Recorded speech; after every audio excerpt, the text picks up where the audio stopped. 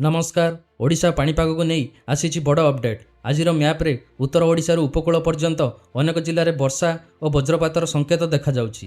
किंतु एठी रही गुरुत्वपूर्ण कथा, केउं जिले में प्रबल वर्षा हो पारे, केउंठी वज्रपात सह 30 ରୁ 40 किलोमीटर बेगर पवन बही पारे एवं गत 24 घंटे केउंठी रेकर्ड होइछि 13 सेंटीमीटर वर्षा। सबुठारु जरूरी अपडेट जानिया पई भिडियोटी शेष पर्यंत देखंतु। भुवनेश्वर पाणीपाग केन्द्रर एही मैपटी 10 अगस्त सकाळ 8:30 ରୁ 11 अगस्त सकाळ 8:30 पर्यंत पई जारी करा जाइछि। मैप्रे हलदिया रंग देखाउଥିବା अंचल को येलो वार्निंग दिया जाइछि। सुंदरगढ़, झारसुगुड़ा, संबलपुर, देवगढ़, केन्दुझर, मयूरभंज और बालेश्वर भली उत्तर ओडिशार जिले में केतेक स्थान में प्रबल वर्षा हो पारे। मैप को ध्यान दे देखंतु। मयूरभंज और बालेश्वर अंचल में भारी वर्षा सह घड़घड़ीर संकेत देखा जाउछि।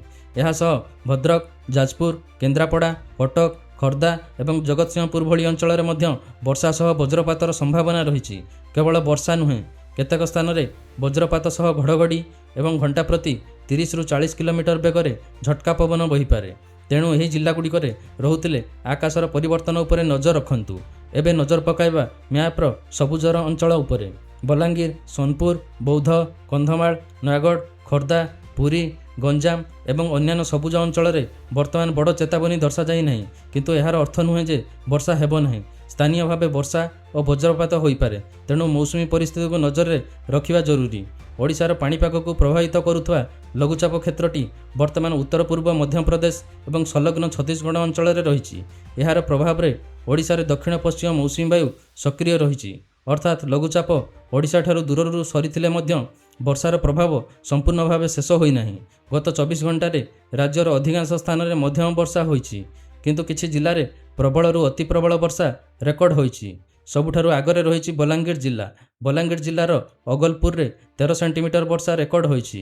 तापरे संबलपुर जमनिकार 11 सेंटीमीटर, बरगढ़ अंबाभना, मालकानगिर माथिली और संबलपुर रेढ़ाखोल में 10 सेंटीमीटर पर्यंत वर्षा होइछि। सोनपुर डुंगुरीपाली में 9 सेंटीमीटर, जेतेबेले झारसुगुड़ा, नयागढ़, गजपति और संबलपुर विभिन्न स्थान में 8 सेंटीमीटर पर्यंत वर्षा रेकर्ड होइछि।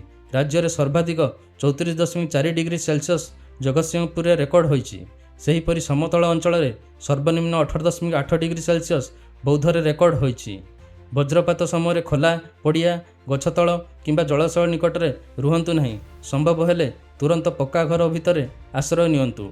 आउ आपणक जिले में एबे पाग केमिति अछि कमेंट रे जिले में ना लिखंतु। ओडिशार प्रतिदिन नुआ पाणीपाग अपडेट पई चैनल को सब्सक्राइब करंतु।